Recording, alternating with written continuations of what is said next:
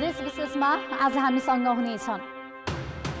शिवको पूजा अर्चना गरी महाशिवरात्रि पर्व मनाइँदै देशभरका शिवालयमा भक्तजनको घुइँचो।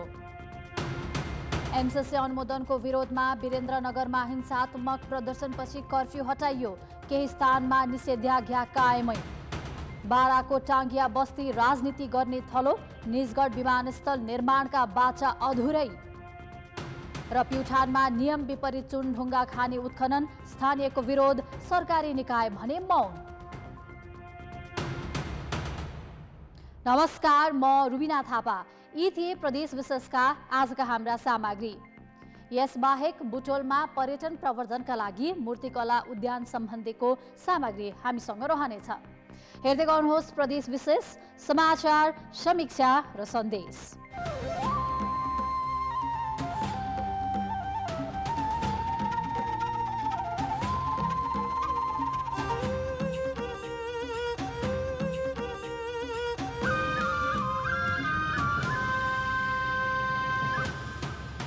Pradesh Vishesh, presented by Asian Paints.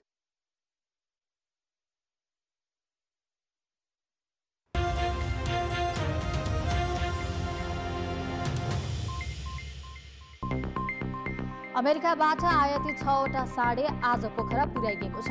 विश्व बैंकको सहयोगमा कृषि तथा पशुपक्षी मन्त्रालयको नेपाल लाइभस्टक सेक्टर इनोभेसन आयोजना अन्तर्गत ल्याइएका साँढेलाई पोखराको लामा पाटन स्थित राष्ट्रिय प्रजनन केन्द्रमा पुर्याइएको हो।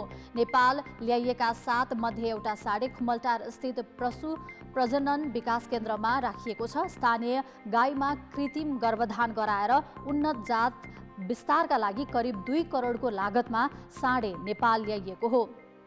लुम्बिनी प्रदेश सरकारले रिक्त रहेका अस्पताल व्यवस्थापन समितिमा नयाँ नियुक्त गरेको छ।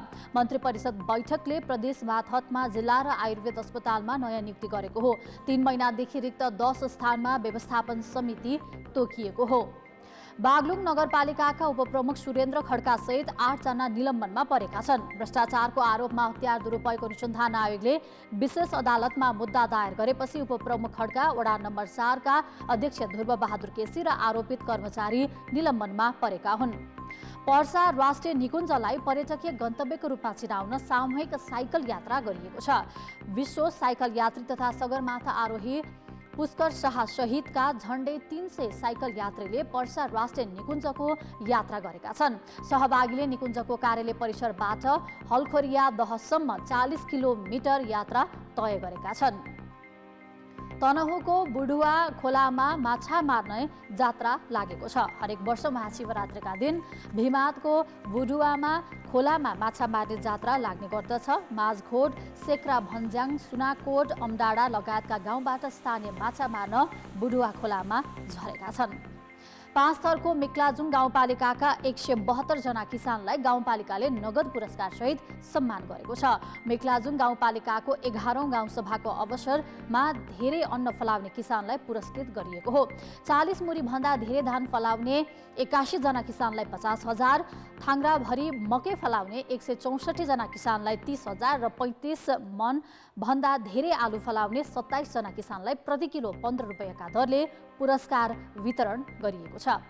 भारतको जयनगरदेखि धनुषाको कुर्थासम्म 17 दिनदेखि लगातार दैनिक एकपटक यात्रु बिनाको रेल गुडिरहे पनि विधिवत सञ्चालनको टुङ्गो अझै लागेको छैन। भारतबाट 84 करोड भन्दा बढीमा खरिद गरी ल्याइएको 17 महिनापछि सफल परीक्षणको रूपमा यात्रु बिनाको रेल आउजाउ गरिरहे पनि उद्घाटनको टुङ्गो छैन। नेपाल रेलवे कम्पनीले विधिवत सञ्चालनको मिति तोक्न नसकेपछि दैनिक 250 लिटर भन्दा बढी डिजेल खर्च गरेर रेल गुडाइरहेको छ। जिल्ला प्रहरी कार्यालय सङ्खुवासभाले 48,000 घरधुरीमा अपराध नियन्त्रणका लागि प्रहरी जनचेतनामूलक पर्चा टास्ने अभियान सुरु गरेको छ। प्रदेशका प्रहरी प्रमुख प्रहरी नायब महानिरीक्षक अरुण कुमार विशीले सदरमुकाम खाँदबारीबाट यो अभियान सुरु गरेका हुन्। अभियान अन्तर्गत प्रहरीले जनचेतनामूलक पर्चा 10 स्थानीय तहका 76 वडामा पुर्याइएको छ। हामीसँग बाँकी नै छन्। बुटोलमा पर्यटन प्रवर्धनका लागि मूर्तिकला उद्यान, ढुङ्गामा कुदिएका मूर्तिमा आकर्षण। र बाराको टाङ्गिया बस्ती राजनीति गर्ने थलो, निजगढ विमानस्थल निर्माणका बाचा अधुरै। Pradesh Vishesh, presented by Asian Paints.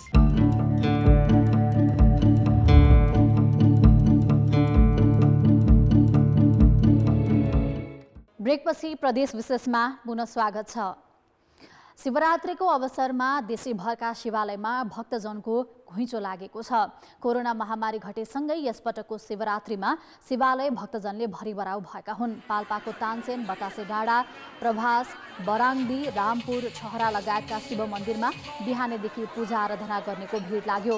यस्तै कपिलवस्तुको तौलेश्वरनाथ महादेव, शिवगढी पहाडमा रहेको शिव मन्दिर र हथौसा मन्दिर, बागलुङको गौरीधाम स्थित शिव मन्दिर, दाङको धारापानी शिवालय, लमजुङको ईशानेश्वर महादेव मन्दिर पनि भक्तजनले भरिएका छन्। यसैगरी धनुषा महोत्तरीका भूतनाथ शिवचौक स्थित शिव मन्दिर, कपिलेश्वर महादेव, कुपेश्वरनाथ तथा सप्तरीका अंकुरी, भजनेश्वर लगायतका मन्दिरमा श्रद्धालुको चाप बिहानैदेखि बढेको छ। यता काभ्रेको गौखुरेश्वर, नीलकण्ठेश्वर, इन्द्रेश्वर, लड्केश्वर तथा दाङको पाण्डेश्वर महादेव मन्दिरमा पूजा आराधना गर्नेको घुइँचो छ। सुर्खेतको वीरेन्द्रनगरमा लगाइएको कर्फ्यू अहिले साँझ 7 बजेपछि हटाइएको छ। कर्फ्यू हटाइए पनि केही स्थानमा निषेधाज्ञा भने जारी छ।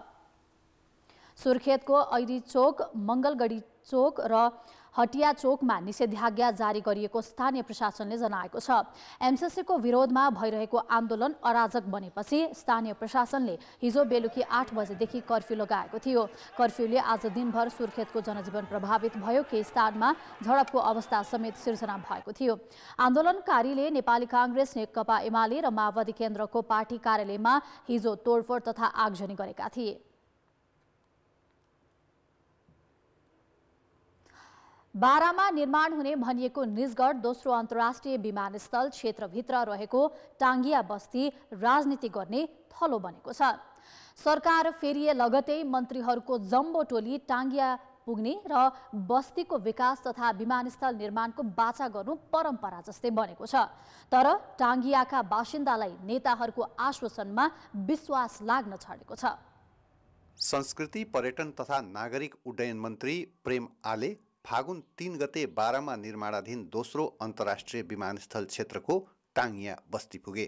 सत्ता पक्षका नेता सहितको जम्बो टोली सहित पुगेका उनले केही दिनमै विमानस्थल निर्माणलाई तीव्रता दिने र छिट्टै सञ्चालनमा ल्याउने प्रतिबद्धता गरे।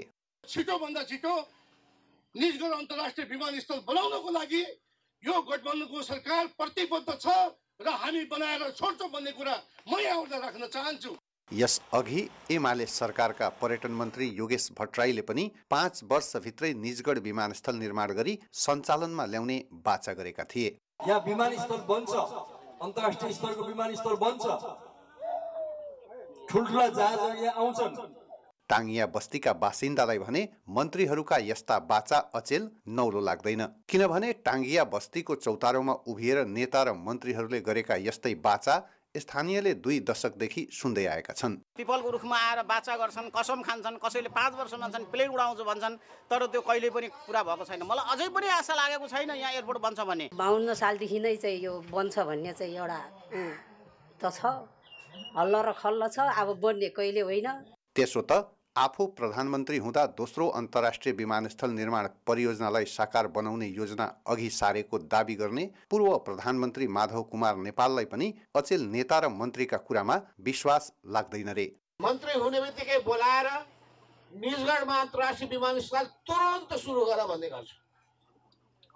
प्रत्येक मन्त्रीले टाउको हल्लाउँछ, कामै गर्दैन। प्रत्येक प्रधानमन्त्रीले हुन्छ भन्छन्, अगाडि बढ्नै चाहँदैन। करिब 120 अर्ब रुपैयाँ लागत अनुमानको निजगढ विमानस्थल निर्माणका लागि 11,875 बिघा जग्गा अधिग्रहण गर्नुपर्नेछ। अहिलेसम्म काँठ गाउँको 69 घरधुरीको नाममा रहेको 70 बिघा जग्गाको मुआवजा वितरण भइसकेको छ।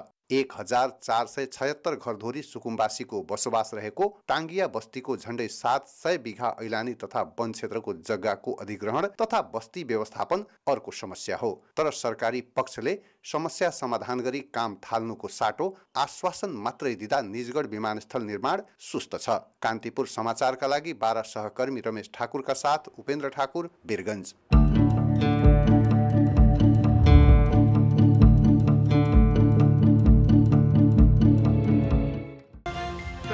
विशेष presented by Asian Paints. ब्रेकपछि प्रदेश विशेषमा पुनः स्वागत छ। सिमेन्ट कम्पनीले नियम विपरीत चुनढुङ्गा उत्खनन गरेको भन्दै प्युठानको लुपलुङका बासिन्दाले रोक्न माग गर्दै बारम्बार आवाज उठाए, तर न त स्थानीयका माग सम्बोधन भए न उत्खनन गर्ने कम्पनीलाई नै सचेत गराइयो।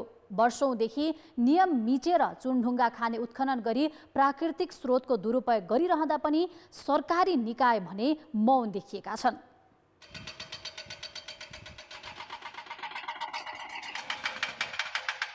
शुभश्री अग्नि सिमेन्टले प्युठानको लुपलुङमा चुनढुङ्गा खानी उत्खनन गरिरहेको छ।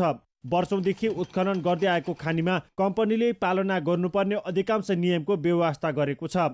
4.91 हेक्टरमा उत्खनन गर्ने अनुमति पाएको कम्पनीले गत वर्षदेखि नियम विपरीत स्थानीयसँग जग्गा खरिद गर्दै उत्खनन गरिरहेको छ। कम्पनीले खानी उत्खनन गर्नु पूर्व स्थानीयसँग विभिन्न सम्झौता गरे पनि पालना गरेको छैन। 10 मिटर चौडाइ, 100 मिटर लम्बाइ, 5 मिटर उचाइ र 60 डिग्रीको कोणमा ढल्काएर बेन्च कटिङ गर्ने र त्यसलाई पुनः जमिन फिलिङ गरेर वृक्षारोपण गर्ने भन्ने जुन सम्झौता भित्रका कुरा र नीति नियम भित्रका कुरा हुन्, त्यसमा चाहिँ 1.5 मिटरका पनि ती बेन्च कटिङहरू छैनन्। उत्खनन गर्नु पूर्व कम्पनीले खानी विभागमा स्थानीयको सहमति सहितको आइई प्रतिवेदन बुझाउनु पर्छ, तर त्यो प्रतिवेदन नै कृत्य भएको स्थानीय बताउँछन्। सरकार भएको अनुभूति छैन, यो गाउँपालिकाले हेरे पनि छैन, जिल्ला प्रशासन कार्यालय एरिया पनि छैन, वन विभाग वन डिभिजन कार्यालय एरिया पनि छैन। गाउँमा विकास भित्रन छ भन्दै सुरुमा उत्खनन गर्न दिएका स्थानीय अहिले निराश छन्। 9 हेक्टर 4 जग्गा यसले ल्याइसकेको रहेछ सरकारबाट। हामीलाई त जति एरिया दिएको थियो यही एरिया मात्रै हो भन्ने निर्थक भएर बस्यौँ। सीमित व्यक्तिले खानी र कम्पनीबाट लाभ लिए पनि अधिकांश सर्वसाधारण शास्ति खेप्न बाध्य छन्। यसको आधिकारिक निकाय चाहिँ वन कार्यालयले र त्यसको निरीक्षण पनि गर्नुपर्ने हुनाले त्यो विषयमा मैले वनसित पनि बुझेको छु। यदि त्यस्तो भएको रहेछ भने कानुन बमोजिम कारबाही हुन्छ। खन्दाखेरि त्यहाँ केही प्रभावहरू त हुन्छ, त्यसै जस्तै अब आवाजहरू आउने हैन, चट्टानहरू फोड्दाखेरि, त्यसपछि टिप्परहरू गुड्दाखेरि। स्थानीयले खानीका विषयमा पटक पटक आवाज उठाउँदै आए पनि सरकारी निकायले व्यवस्था गरेको छ। कान्तिपुर समाचारका लागि शमशेर विक्रम जीसी, लुपलुङ, प्युठान। ढुङ्गामा आकर्षक मूर्ति बनाएर पर्यटन प्रवर्धन गर्न भन्दै बुटोलमा मूर्तिकला कार्यशाला गरिएको छ। फुलबारी क्षेत्रमा मुनामदन उद्यान बनाएर ढुङ्गामा मूर्ति कुदिएका छन्। कस्ता मूर्ति बने त, हेरौँ यो रिपोर्ट। एउटा हातमा छिनो, अर्को हातमा हतौडा। उनीहरू ढुङ्गा फोर्दै मात्र छैनन्, पल्टिरहेका निर्जीव ढुङ्गामा जीवन भरिरहेका छन्। 2 साता यता 1 दर्जन मूर्तिकारहरू बुटवलको पर्यटकीय क्षेत्र फुलबारीका चुरे क्षेत्रका ढुङ्गामा जीवन कोर्ने प्रयत्न गरे। सामान्यतया मान्छेलाई लाग्छ ढुङ्गा के हैन, तर पनि यसमा कुनै आकृति दिएर त्यसबाट माया प्रेमको अब के दर्शाउन सकिन्छ। प्रेम भन्ने बित्तिकै हैन केटा र केटीको मात्रै कुराहरू आयो, तर त्यो छैन। यहाँ कसै जनावरको पनि प्रेम भइरहेको हामीले त्यसरी प्रेजेन्ट गरिरहेको छौँ। मणि मुकुन्द सेन उद्यान संरक्षण समिति फुलबारीमा मुना मदन पार्क निर्माण भइरहेको छ। यही पार्क घुम्न आउनेलाई माया, प्रेम, सुख र शान्तिको महसुस गराउन ढुङ्गामा आकृति बनाइदैछ। यसमा एल्केमी एकाडेमीका मूर्तिकारहरू खटिएका छन्। पुङ्केश्वर र स्त्रीकेश्वर बिना चाहिँ यो प्रकृति अथवा संसार चल्न सक्दैन।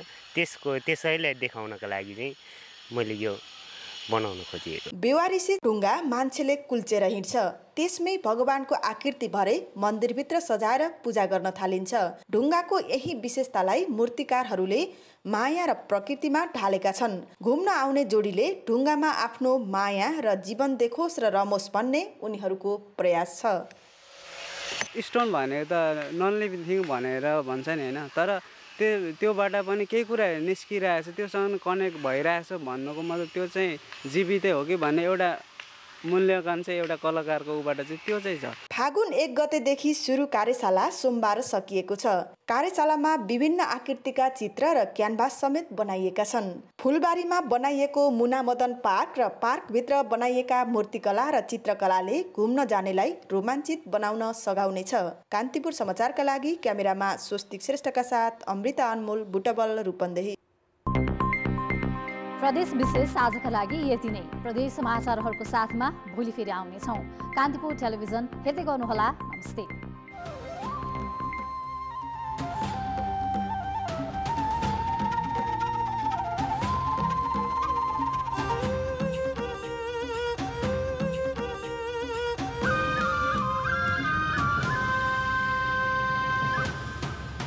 प्रदेश विशेष।